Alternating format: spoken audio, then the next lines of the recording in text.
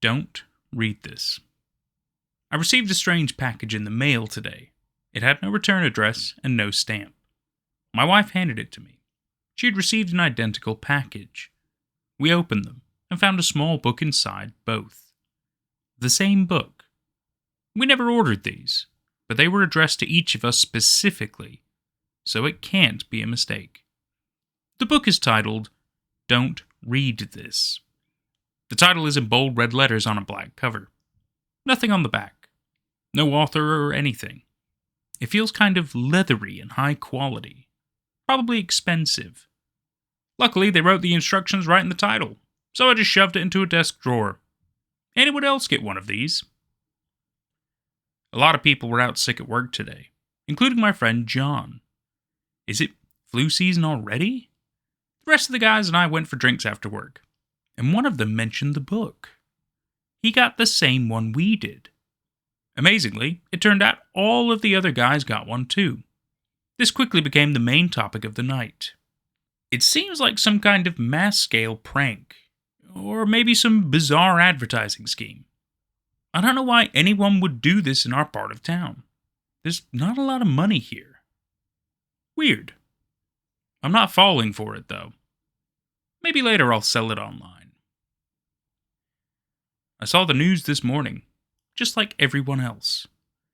Yes, the black book I've been posting about is some sort of national security threat, which is extremely hard to believe. They're telling us not to read it under any circumstances. Why? Luckily, I haven't touched it, but it's apparently related to a bunch of disappearances. My boss is telling everyone to stay home today. We're too understaffed. A coincidence? I can't reach my friend John. He's not picking up. What's going on? My wife can't go to work either, so we spent the day trying to figure out what's happening. We saw the video that's been posted everywhere with that lady reading the book. In case you haven't seen it, she opened the book and started panicking almost immediately, looking like she was about to get up. She calmed down after staring at the book for a while and went back to reading. The video sped up a bit until she got close to the end, where she started panicking again. When she flipped to the last page, she started screaming. It made me jump with how loudly she screamed. It seemed almost fake, but the terror on her face was disturbing as hell. She suddenly disappears afterward, which again seems pretty fake. A green screen? I got laughed at by my wife when I jumped. She must enjoy these kinds of things, but I didn't think it was funny at all. She joked about my reaction and tried to get me to laugh at the bad acting, but I can't get the horror on that lady's face out of my head. My wife asked if we should just read the Please Don't Do This book and get it over with. Wait, why did she call it that? Her book clearly had the same title as mine, but I'll look at it again tomorrow. Anyways, I told her it was an absolutely terrible idea, at least until we know more. I really don't want to take any risks.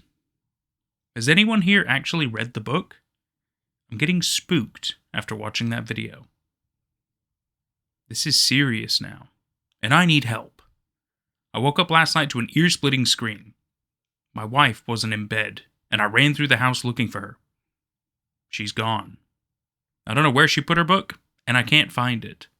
So, I don't know if she read it. I'm calling everyone to see if she went somewhere. Her car is still here. If you know where she is, please message me immediately. It's been a week since I last saw my wife. I'm losing hope.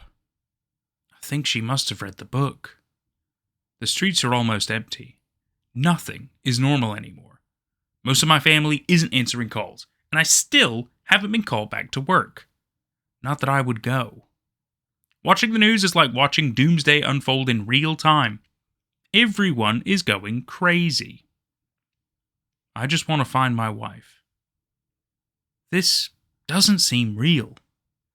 If you have any information about where my wife is, please message me. I've been sitting in front of my computer for God knows how long.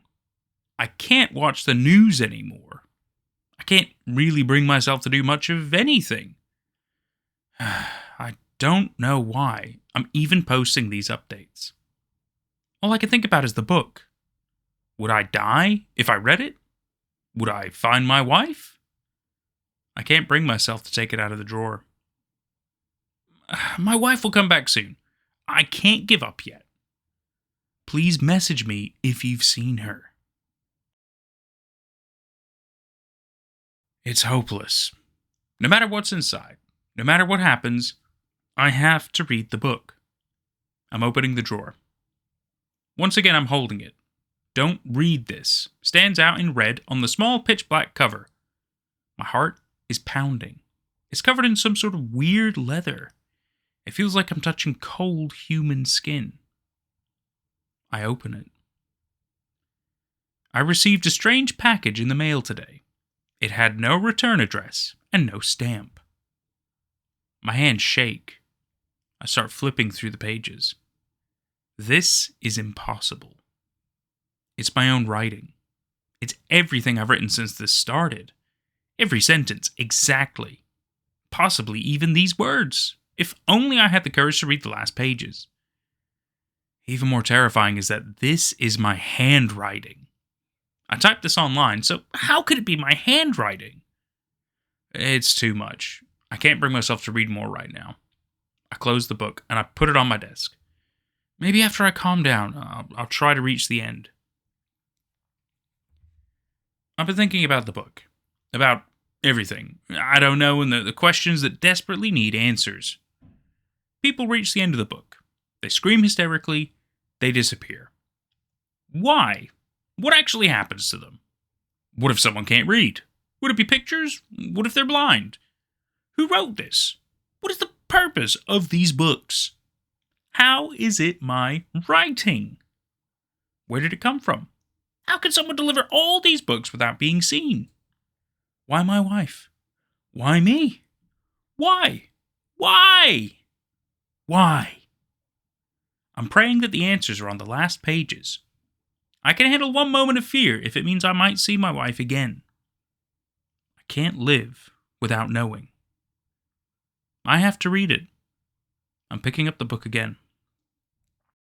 I don't know what's going to happen. I'm almost paralyzed with fear right now. Even though I'm so close to getting answers. I could barely type this. My fingers are shaking over the keys. Everything up to the last entry was in the book. These words are the only ones not written on the pages. There are 3 additional sentences near the very end. Something that I never typed or wrote. It's in my handwriting. 3 sentences in the center of the second to last page. There's nothing else on the page. I read the last page. I finally understand. Don't read this. I've come too far to stop now. I have to learn the truth, no matter what it is. I can't go on like this. I need to find my wife. I'm turning the page. My last words. These are my last words. I'm well aware of that. Someone sent me a letter. Right before night, I heard a knock at my door. I peeked outside the door, and all I found was a letter. I assumed it was for me, but it never said my name. Furthermore, the sender didn't write down her own name or address. I had no idea who it was for and who it was from. I shouldn't have read it, but I was always a nosy person. A lot of relationships of mine fell apart because I couldn't have just left things alone. And this time was no different. These are likely my last words. I loved going to the beach when I was young. I remember playing in the sunlight. The forest is cold and dark. I don't want to wake up back there again. I loved playing guitar. It made me feel special. Now, I hardly have enough energy to play anything anymore. I loved baking with my family. Being with them always made me happy. It's been days since I last spoke to them. They call me. I'm not able to reply. They're worried. I want to see the sunlight. I want to play songs and bake. I want to talk to them again. But I can't. Not in this body. I don't even think it's my own body anymore. I need a new one. Despite this letter being an obvious threat that I should have taken more seriously, I just assumed it was a prank. My neighbor has a son. He's a trickster. Also, I think he's still upset about me telling his odd collections. I informed his parents about his prank and left. Foolishly, I kept the letter to myself. Everything was normal at first. I went to work every morning and had my walks on the weekend and spent every night writing.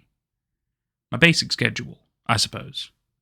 Every time I woke up, I felt a bit more tired and a bit out of place, as if I moved around in the midnight. Yet I just assumed it was all just nothing. One day, however, when I was just about to call someone, I noticed something new. Apparently, last night, I added someone to my contacts and tried to call them. My phone saved them as JLKeay Young. I don't know if you could tell, but I do not know anyone named JLKeay Young. The call was a missed call anyways, so she clearly doesn't know me either. It was a small, one-off moment. I ignored it. But the next morning, there was another call listed. 2 more attempts to call JLKeay. Both rejected. 1 attempt to call Ma. Accepted. My mother is dead. So either I sleep talk to the ghost of my mother, sleep talk to someone else who had my mother's phone, or someone broke into my house to call their mother, or some other 4th option. None of these options were favorable. I had work, so for now, I chose to continue to ignore it. Walking back home, I felt the chilling cold breeze crawl up my sleeve. It was summer, and yet it felt so cold. I tried to work overtime, so I came home late. Usually I'm more so on schedule, but something inside me told me to avoid going home. The beach is nearby my home. I never liked the beach, yet something urged me to go there instead.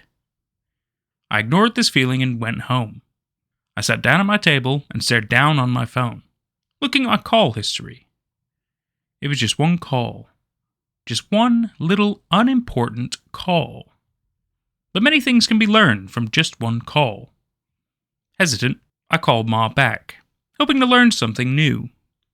Tapping my wooden table impatiently, I listened to my phone buzz, waiting for someone to respond. Eventually, someone did. Jennifer? The voice of an old Reddy speaks from the other end of the line. Oh, Jenni, you called me back so soon. It was such a relief hearing your voice last night.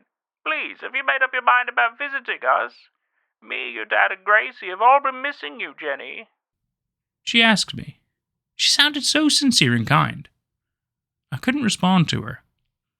Jenni? Dear? Are you there? I was not Jennifer. I hung up on her. She thinks I'm her daughter. I was not. I don't want to be her daughter.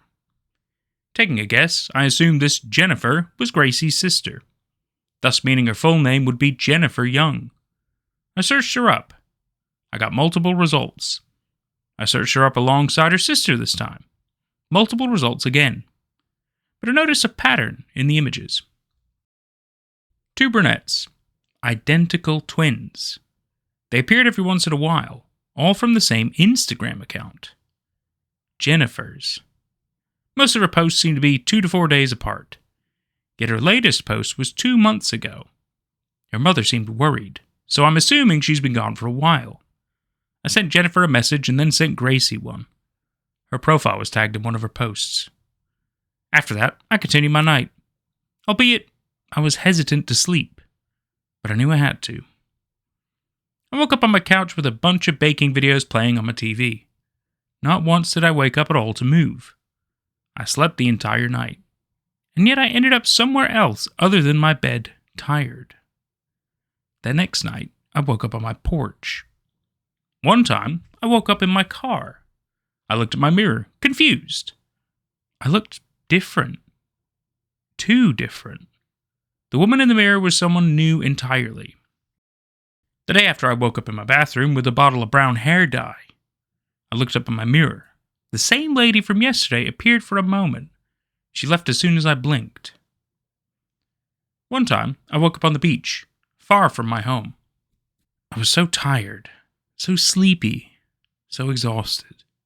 Sand stained my clothes and sunlight disrupting my sleep. I could hardly get up. I pulled myself up and dragged myself back towards my car. Something drove me here. Maybe it was me. Maybe it was her. It was her. At times when I look in my mirror, I can see her take my spot, staring right back at me, copying each and every one of my moments. Jennifer never looks away from me. At times, she even tries to reach me. She tries to take me. She tries to replace me. Jennifer did reply to me once, and only once. No more and no less. I'm sorry. Those will be my final words for you, reader. Do I understand what's going on with me? Of course not. But I know my body is no longer my own. It's hers now. If she wants to go explore the night doing whatever she wants in my own body, she can do that. I have no choice. She will not talk to me. She will not explain anything to me. And she will not give me back my body. These are my last words. You should write your own. I need a new host of my own. I found a kid's book that makes you happy forever. It is just a kid's book. A title spelled in rainbow blocks, thick pages. Almost a baby book, really. The recommended age is 3 to 5. Zoe and I found it in a dusty box in the storage room at Colvin Preparatory School. Mrs. Lemon, the owner, tries to make us feel better by calling us after-school teachers. But we are babysitters. The most teaching we do is to remind the kids to not pick their noses during snack time. Our real job is to keep the kids safe, and at least somewhat entertained while their doctor and lawyer parents make the money to pay the tuition. The work isn't glamorous or interesting, but for a part-time job, the pay is good. Private school and all. There were only a handful of kids today. Mrs. Lemon said it was a popular week for vacations. Seeking to make the most of her money, Mrs. Lemon assigned me and Zoe to clean out the storage closet while she watched the children. We weren't sorry. Cleaning out the closet was easier than corralling the kids. The hardest part was not choking on the dust. Even in the dark closet, we could see the thick gray blankets of dust on the cluttered shelves. Can you turn the light on, Hooper? Zoe asked. I flicked the switch. Nothing happened. Hooper? Sorry, I did. I looked up to see an empty socket. Well, damn. I gave Zoe a nervous look. Don't say that. Mrs. Lemon might hear you. Zoe is the best part of the job. I don't want her to get fired. Shit, that's right. I wouldn't want to lose this chance of a lifetime. I tried to not let her see my dopey grin. We better get started. I ripped open a box. Its cardboard was soft with age. Manila folders filled with what looked like old personnel records. Box of junk here. I looked back to see Zoe playing on her phone. I coughed to encourage her to get to work. What about you? She sighed and started to tear open the box closest to her. It was a smaller box, about the shape of a pizza box.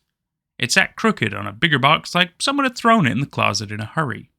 Well, let's see. She tossed the strip of cardboard into the shadows and pulled out the book. From the fluorescent light in the hallway behind us, I could just see its cover. It showed a papier-mâché sun behind a platinum-blonde girl smiling in a pink dress. Or it was supposed to be a girl.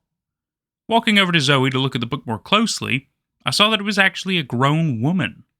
She looked like a girl because she had sharp circles of blush on her cheeks and stone-stiff pigtails on her shoulders. Her toothy smile looked like it hurt. What the hell? I asked. Zoe didn't seem to notice how wrong the book was. She laughed at it, like it was a tacky knick-knack. Oh, man. How long do you think this has been here? It's probably older than Mrs. Lemon. Put it down. Let's get back to work. Hold on. We have to read it. She sat down on a box and gestured for me to sit in front of her. I sat. I have never been able to tell a girl no. Okay, quick. Zoe started to read like she was back in the classroom, trying to calm down a mob of kids. She turned the cover towards me with a dramatic flare. I looked away.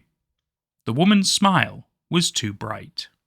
The National Television Network presents Sunny Sandy. I should have ripped the book from her hands right then. Meet Sunny Sandy. Sunny Sandy lives in Sunnyside Square, where the sun can never stop shining. Sunny Sandy is a good girl. She is always sunny.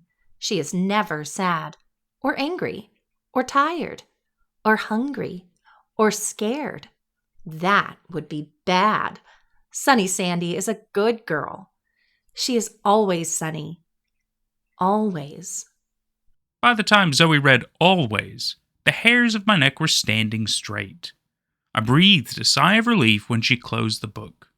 I expected to see her sharing my fear, or, knowing Zoe, maybe rolling her eyes. I did not expect her smile. How precious. She cooed. Wasn't that precious? Her eyes were harsh rays of sun beating down on me. I stood up to escape the heat. Not particularly. Let's get back to work. I went to take the book from her. She held it tight. Now don't be silly, Hooper. We're going to read it again. She took my hand and tried to drag me back to the ground in front of her. The iron of her smile matched the iron of her grip. Like hell! I snatched the book from her. When she tried to hold on to it, she fell backwards over the box she had been sitting on. In the cramped closet, there wasn't enough space between her head and the wooden shelf. Her head cracked on one of the crossbeams on her way down. I dropped the book and rushed over to her. She was lying in a slump between the box and the shelf. Her arms and legs were stuck up like she was an insect on its back. Blood rushed from the crack on the back of her head. I couldn't see the wound, but the red pool told me it had to be deep. Through all that, she held her smile. "Come on!" I shouted. I lifted her into my arms. "We have to get you to the hospital." Her voice was perfectly calm. Thank you, Hooper. That's very kind of you. I took her to Mrs. Lemon, who drove her to the hospital. Between the crack on the wood and when I laid her in the passenger seat of Mrs. Lemon's pickup truck, Zoe never stopped beaming. I watched the kids until their parents came for them.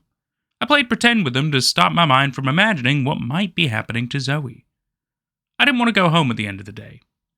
I still hadn't heard anything, and I wasn't ready to be alone with my thoughts. Procrastinating, I went back to the storage closet. Standing in the hallway light, I saw the woman smiling up at me. I thought back to what Zoe had said. We're going to read it again. This book had broken my friend. But how? It was just a kid's book. I opened it. The first few pages were as boring as any other kid's book from the 90s.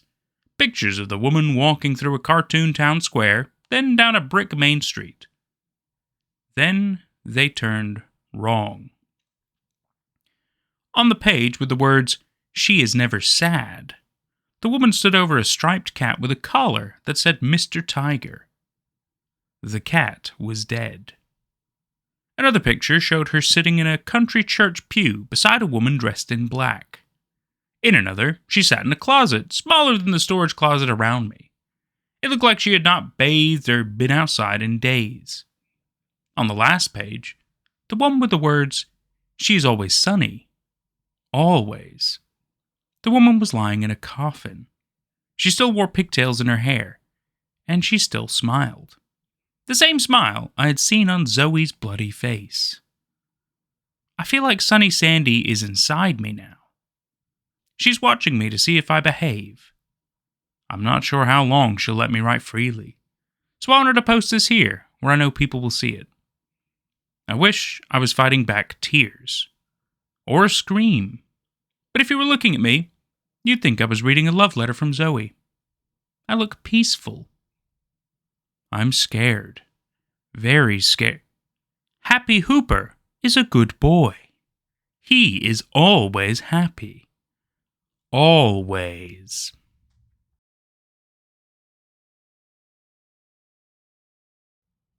I found a priest's diary from 1910. The contents of it haunt me to this day. I've been working for a cleaning company for a couple of years now, and you see some weird stuff. but nothing compares to what happened at the old Fisher house. The memory of that day still crawls under my skin, and sometimes I wonder if I'll ever shake the feeling that something is watching me. Something dark. It started like any other job. Mrs. Fisher had passed away a few weeks ago, and her family wanted the place cleaned up so they could sell it. The house was big, a dusty old thing in the middle of nowhere, surrounded by thick woods that seemed to swallow up the sunlight. It was one of those places that immediately felt wrong the moment you stepped inside. The air was stale, thick with the smell of rot and neglect. Every step I took on the creaky wooden floors echoed through the empty rooms, the only other sound being the wind outside rattling the broken windows. I started in the living room, wiping down furniture and sweeping the floor, trying to ignore the uneasy feeling that had settled in my gut. It was in one of the upstairs bedrooms where I found it. A small, leather-bound diary, tucked under a loose floorboard. The diary looked ancient, the pages yellowed and brittle, the leather cracked from age. At first, I didn't think much of it. Maybe it was just some old family keepsake. But when I opened it, something changed in the air around me. The first page was written in shaky, old-fashioned handwriting, dated July 12th, 1910. It was signed by a priest named Father Augustine. His words were strange, like he was documenting something terrible that had happened. In nomine Patris et Filii et Spiritus Sancti, I write this record to recount the horrors that befell the village of St. Cuthbert, for my soul will never rest until the truth is known. I kept reading, feeling a shiver crawl up my spine.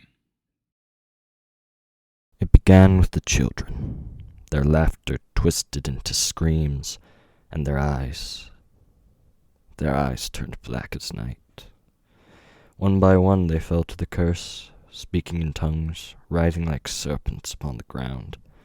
At first, we thought it was a sickness, but it was not of this world. It was the work of the devil himself. The room suddenly felt colder, and I glanced over my shoulder, half expecting to see someone standing behind me. But the house was empty. I was alone. I swallowed the lump in my throat and forced myself to keep reading. I was called to the village when the first child died. Her body twisted in unnatural ways, her mouth open in a silent scream. The villagers whispered of demons, of something unholy that had come to our land. I did not believe them. I was a man of God. I was a fool. The first exorcism failed.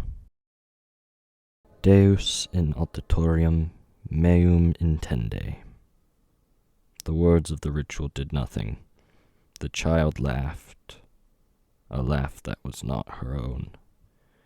She spoke to me in the voice of 1,000 serpents, mocking God, mocking my faith. And then she died, her body turning cold and stiff in my arms. I slammed the book shut, my heart racing. Something was wrong. I could feel it in the pit of my stomach, a creeping sense of dread that was getting harder to ignore. But I couldn't stop myself. I had to know more. I opened the diary again, flipping through the pages. The priest's handwriting grew more frantic as the entries went on, his Latin prayers scattered throughout the text, as if he were desperately trying to cling to his faith.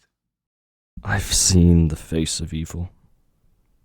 It wears the skin of the innocent, but its soul is black. The demon is no longer in one body. It moves through the village like a plague, corrupting, consuming. I tried to perform another exorcism tonight. It went wrong. So very wrong. Daemones me circumdederunt. The demon was stronger than I could have imagined. It spoke my name. It knew me. It taunted me, saying it had been waiting for me. I could feel its presence in the room, crawling beneath my skin, filling the air with its stench. Suddenly, I heard a soft creak behind me. I jumped, the diary slipping from my hands and falling to the floor. I whipped around, my heart in my throat, but the room was still empty. The shadows seemed to shift, though, moving in ways that didn't feel right. It was like something was here with me. I picked up the diary again, my hand shaking. I wanted to stop reading, but something was pulling me in, like the words had a power of their own. I flipped to the last entry, dated October 31st, 1910. The village is lost. The demon has claimed them all. Men, women, children. It moves through them like a plague, leaving only death and madness in its wake. I hear its voice in my sleep now. It whispers to me, calls to me. I know what I must do. This is no longer a battle of faith. This is survival. I will confront it tonight. Fiat voluntas tua. If these are my last words, let it be known that I fought, though I fear I fight in vain. The last line was written in shaky, barely legible script. I hear it now. It's coming for me. As soon as I finished reading, the wind outside picked up, howling against the windows. The house groaned, the floorboards creaking as if something heavy was moving through the halls. My breath came in short, panicked bursts, and every instinct told me to run, but my legs wouldn't move. Then, the whispers started. They were soft at first, like the wind slipping through cracks in the walls, but they grew louder, more insistent. Words I couldn't understand, spoken in a language that made my skin crawl. The same language that Father Augustine had written in. Demones ad te veniunt. The room seemed to darken, the shadows stretching across the walls, twisting and writhing like something alive. My heart pounded in my chest, and I backed toward the door, clutching the diary like it was my only lifeline. But then I saw it. In the corner of the room, barely visible in the dim light, a figure stood. It was tall, its skin pale and stretched tight over its bones, its eyes black and empty. It didn't move, but I could feel its gaze on me, cold and malevolent. My breath caught in my throat, and for a moment I was frozen in place, unable to look away from the thing in the corner. Then it smiled. The smile stretched impossibly wide, splitting its face in half, revealing rows of sharp, blackened teeth. And then it spoke, its voice a low, guttural rasp that seemed to echo inside my head. Fiat voluntas tua. I bolted. I ran faster than I've ever run before, down the stairs, through the darkened halls, out the front door. I didn't stop until I was in my car, slamming the door behind me and fumbling for the keys. The house loomed in the rearview mirror as I sped away, its dark windows staring after me like eyes. I never went back to the Fisher house. I quit my job the next day, moved to a new town, tried to forget everything I'd read in that diary. But I can't shake the feeling that something followed me. The whispers still come at night, creeping into the edges of my dreams, filling my mind with dark, ancient words I don't understand. And right now, as I'm writing this, I feel like I'm being watched, like there's something standing in the corner of the room, smiling. I hear it now. It is coming for me. And that was Don't Read This by leadraine. My Last Words by Short Procedure, 1853, with guest voice Jenni. I Found a Kid's Book That Makes You Happy Forever by JLKeay, guest voice also Jenni. And I Found a Priest's Diary from 1910. The contents of it haunt me to this day by philosophysubboy, guest voice The Waiting One. 4 tales of woe, all involving matters of text in some physical form. Would you have survived all of these encounters? I've been Nate at night. Definitely sleep tight. Take care out there.